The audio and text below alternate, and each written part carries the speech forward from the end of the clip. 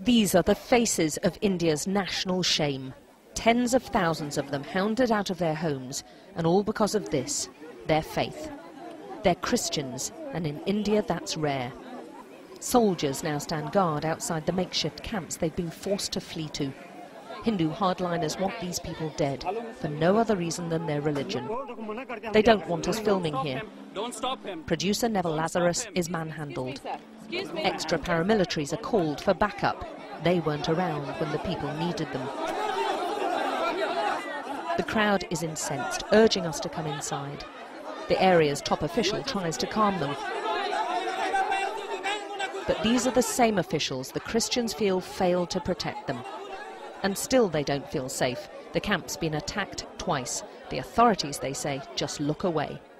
They are stuck in no man's land. They don't feel safe outside of the camp, and yet although they're living under armed guard, so many of them in one place makes them an obvious target. And all the while they believe no one cares and no one is listening. We have nowhere to go, they say. Then one woman cries out for help, help from the international community. All our homes have been destroyed, she says, and the government's just not helping us. Please, can someone help? Their stories are shocking. This woman watched as the Hindu gangs burned her brother alive. Even a nun was gang raped and paraded naked in public. We take Maniyar back to his village for the first time since the attacks, past the church where he used to worship. Hundreds of others have also been destroyed. The killing of a Hindu leader sparked this orgy of violence. Christians were blamed, and Hindu gangs went on the rampage, destroying village after village, house after house. 50,000 Christians have been left homeless.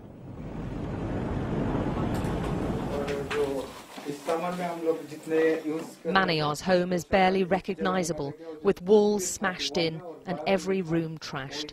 Even the family Bible was ruined, and all their belongings were just set on fire. He, his wife and 3 children have nothing left but the clothes they fled in. Those remaining say they were forced to convert to Hinduism, often at the end of a gun, or as this woman tells us, with a knife to her throat. The conversions are continuing. These pictures were filmed by a Hindu cameraman. The Christians renouncing their religion each have a tikka mark placed on their forehead to signify the change in their status. There's also ceremonial burning of Bibles, hymn sheets and Christian booklets.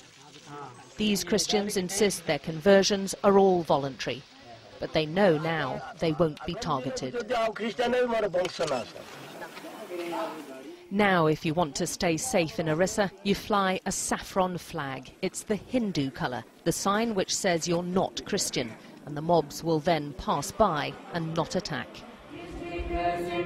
Displays of Christian faith are simply not tolerated anymore. It's mostly done in secret. Orissa's slowly being ethnically cleansed of its Christian minority. They were looking for me to beat or probably to kill me.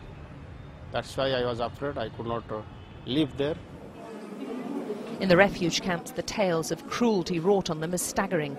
This woman saw one of her grandchildren, who was paralysed, doused with petrol and set alight. The country's Prime Minister's called this Christian persecution, the worst since independence, a national disgrace. But so far he's been powerless to stop it. Alex Crawford, Sky News, Orissa.